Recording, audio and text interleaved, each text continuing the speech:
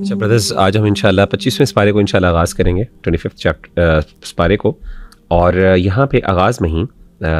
سورۃ الفصلہ، سورہ فصلت کی آیت نمبر 15 میں آپ کے سامنے رکھنا چاہ رہا ہوں۔ اللہ تعالیٰ فرماتے ہیں وَلَئِنْ أَذَقْنَاهُ رَحْمَةً مِنَّا مِنْ بَعْدِ ضَرَّاءٍ مَسَّتْهُ لَيَقُولَنَّ هَذَا لِي وَمَا أَظُنُّ السَّاعَةَ قَائِمَةً وَلَئِنْ رُجِعْتُ إِلَىٰ رَبِّي إِنَّ لِي عِندَهُ لَلْحُسْنَىٰ۔ اللہ تعالیٰ یہاں پہ ایک انسان کے رویے کا ذکر کرتے ہوئے فرماتے ہیں کہ جب بھی ہم ایک بندے کو مشکل کے بعد آسانی عطا کرتے ہیں یا رحمت کا مزہ چکھاتے ہیں، تو اس کے بعد وہ اپنے بارے میں یہ سمجھتا ہے کہ شاید یہ میں ڈیزرو کرتا تھا، لَيَقُولَنَّ هَذَا لِي، تو وہ ضرور کہیں گے کہ یہ تو میرے لیے ہے، یعنی میں اس کو ڈیزرو کرتا تھا، میں تو اس کا حقدار تھا۔ وَمَا أَظُنُّ السَّاعَةَ قَائِمَةً، اور میں قیامت کو نہیں سمجھتا کہ وہ قائم ہونے والی ہے۔ وَلَئِن رُجِعْتُ إِلَىٰ رَبِّي، اور اگر میں نے لٹایا گیا اپنے رب کی طرف، إِنَّ لِي عِندَهُ لَلْحُسْنَىٰ، تو میرے پاس اس کے پاس جو اللہ نے میرے لیے تیار کر رکھا ہے وہاں پہ میرے لیے اچھا ہوگا۔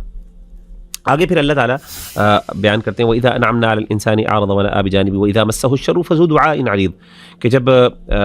آگے اللہ تعالیٰ نے کہا کہ جب اس کی طرف اللہ کی طرف سے جب وہ نعمتیں آتی ہیں تو وہ انسان جو ہے وہ ڈرفٹ کرتا ہے، یعنی دور ہو جاتا ہے اللہ تعالیٰ سے، لیکن جب انسان کے اوپر مشکلات آتی ہیں تو پھر انسان کیا کرتا ہے کہ وہ لمبی لمبی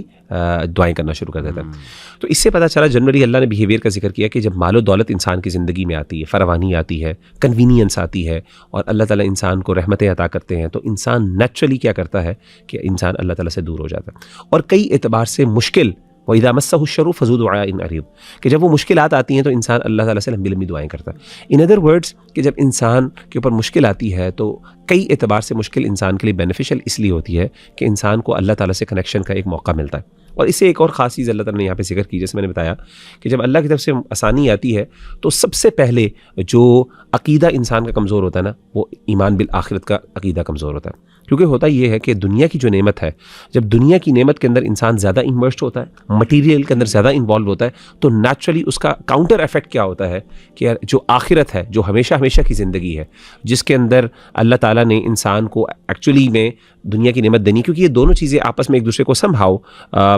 کانٹراڈکٹ کرتی ہیں ٹو سرٹن ایکسٹینٹ۔ مٹیریل جو ہے وہ بہت زیادہ اگر آپ اس میں انویسٹ ہیں تو نیچرلی آپ پھر آخرت جو ہے اس کے اوپر سے یعنی آپ کا ایمان کم ہوتا ہے، ظاہر انسان پھر سمجھتا ہے کہ شاید میرا سب کچھ یہی ہے، انسان اپنی زندگی بھی اس طرح گزارتا ہے، وہ لیجر اور وہ پلیجر وہ ہر اعتبار سے انسان کو اوور ویلم کرتا ہے۔ تو جنرلی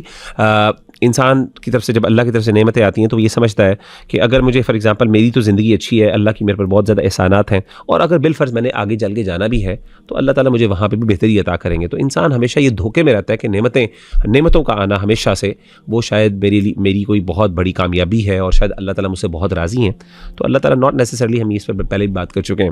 تو یہ کچھ چیزیں میں چاہ رہا تھا کہ اس کے حوالے سے ہم اپنے ذہن میں رکھیں اور اپنی اصلاح بھی کریں اس حوالے سے کہ اللہ کی نعمتیں جب آئیں تو انسان اللہ کا شکر ادا کرے تاکہ وہ نعمتیں برقرار رہیں، اور اسی طریقے سے اللہ تعالیٰ کو ہم نعمتوں میں بھی یاد رکھیں، نہ صرف انسان مشکلوں میں صرف اللہ کو یاد رکھے۔ اچھا ہمارے نا ایک پچھلے ایپیسوڈ میں ہم نے ذکر کیا تھا فطرت کے بارے میں کہ اللہ سبحانہ و تعالیٰ نے انسان کو فطرت پہ پیدا کیا ہے،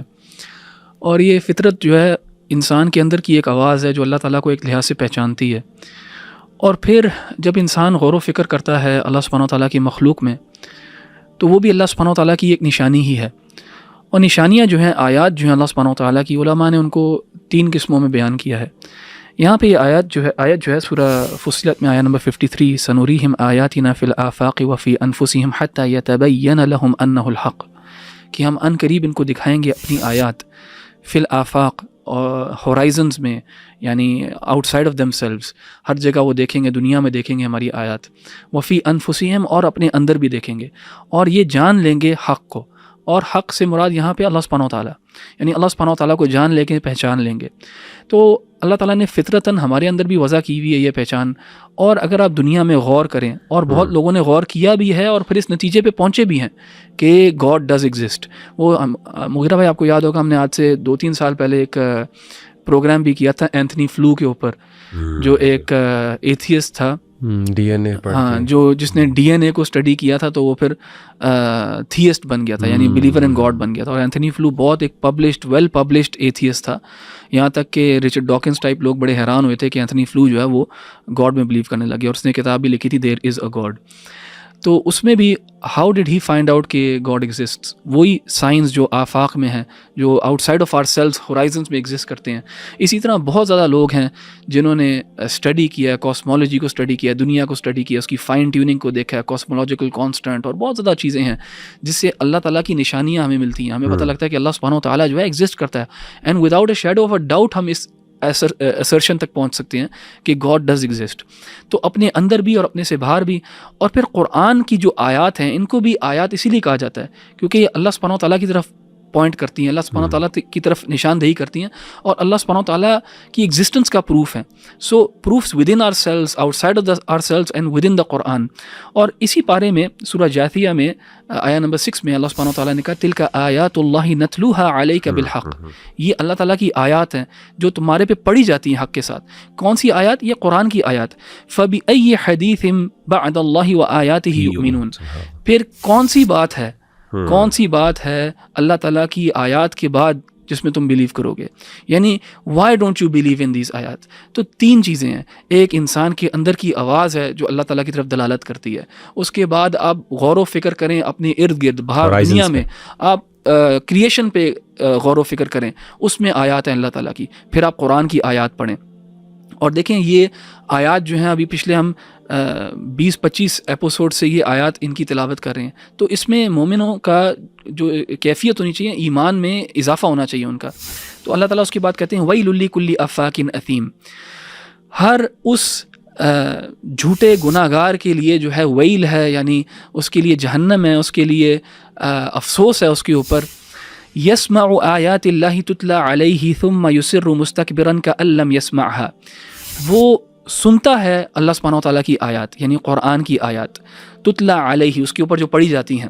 ثم یصر مستکبرا، پھر وہ پرسسٹ کرتا ہے اپنے استکبار میں، اپنے ایروگنس کے اندر، کأن لم یسمعها، اور ایسے پریٹینڈ کرتا ہے کہ جیسے اس نے سنی ہی نہیں ہے.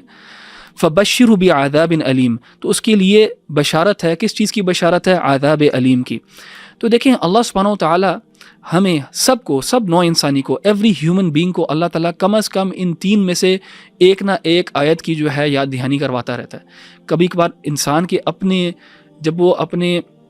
اکیلے پن میں بیٹھا ہوتا ہے تو اس کی اندر کی آواز اس کو بتاتی ہے کہ اللہ ایگزسٹ کرتا ہے. جب وہ مشکل میں ہوتا ہے، ہم نے پہلے بھی ایک پریویس ایپیسوڈ میں آیت بھی پڑھی قرآن کی، جب وہ اذا رکبوا فی الفلک، جب وہ سمندر میں کسی کشتی میں سوار ہوتے ہیں اور کوئی پرابلم ہوتا ہے تو اللہ تعالیٰ کو یاد کرتے ہیں. وہ اندر کی آواز ہے. جب انسان ان آیات کو اگنور کرے گا تو پھر اللہ تعالیٰ کا جو اللہ تعالیٰ کی سزا اس کے اوپر جو ہے نا وہ ہوگی پوری. کون سی آیات؟ جو آیات قرآن کی آیات ہیں ان کو اگنور کرنا، جو اپنے اندر کی آواز ہے اس کو اگنور کرنا، اور جو کریشن کے اندر آپ کو آیات نظر آ رہی ہیں ان کو اگنور کرنا. تو یہ حجت قائم ہو جاتی ہے انسان کے اوپر پھر اللہ تعالیٰ کے ہاں. جزاک اللہ خیر. اللہ تعالیٰ ہمیں توفیق دے احمد بھائی.